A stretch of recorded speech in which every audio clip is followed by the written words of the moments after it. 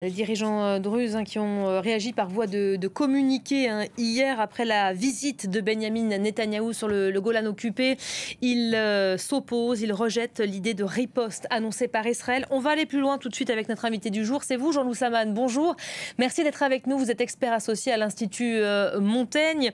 Un mot peut-être de cette visite du chef du gouvernement israélien sur le Golan occupé et cette réaction des dirigeants druzes qui en dit long finalement sur le point de tension dans la région.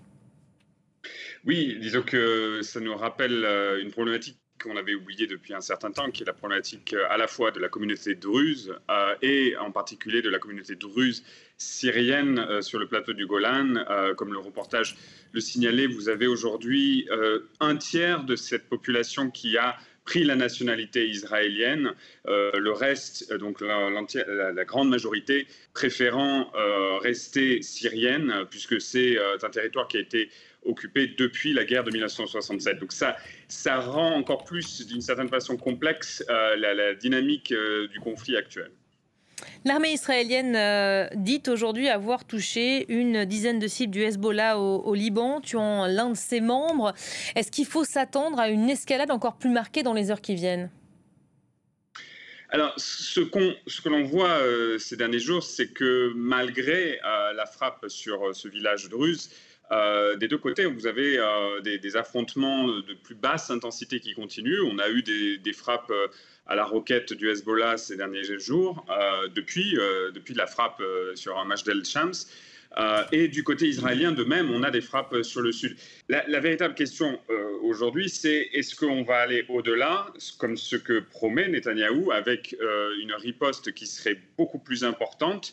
Et donc la question est de savoir si on va au-delà d'une frappe sur le sud du Liban. On va frapper par exemple, en ce qui concerne l'aviation israélienne, sur Beyrouth, sur des cibles du Hezbollah qui seraient au milieu de cibles civiles, d'installations civiles dans Beyrouth, ou également peut-être le pire scénario, ce serait les infrastructures gouvernementales. Je ne pense pas qu'on soit encore à ce stade, mais ce qui semble certain, c'est que le gouvernement israélien pense à une riposte qui serait plus importante que ce qu'on a pu voir au cours des dernières 24 heures. On se démène en tout cas sur le front diplomatique pour tenter d'éviter une escalade. Ces dernières heures, les Libanais notamment ont beaucoup communiqué à ce sujet. Est-ce qu'elle est encore évitable, cette crise sur le front libanais ? Oui, disons que il y a deux choses. Je pense que la riposte à l'attaque sur le village druze, elle n'est pas inévitable. Elle va arriver à mon avis. Ce qui est évitable, par contre, c'est un conflit de haute intensité entre le Hezbollah et Israël. Je pense qu'on est d'une certaine façon, on est comme dans la situation d'avril dernier entre Israël et l'Iran, avec l'idée que les Israéliens souhaitent riposter face à ce qu'ils ont subi il y a quelques jours. Mais des deux côtés, on ne veut pas une escalade totale.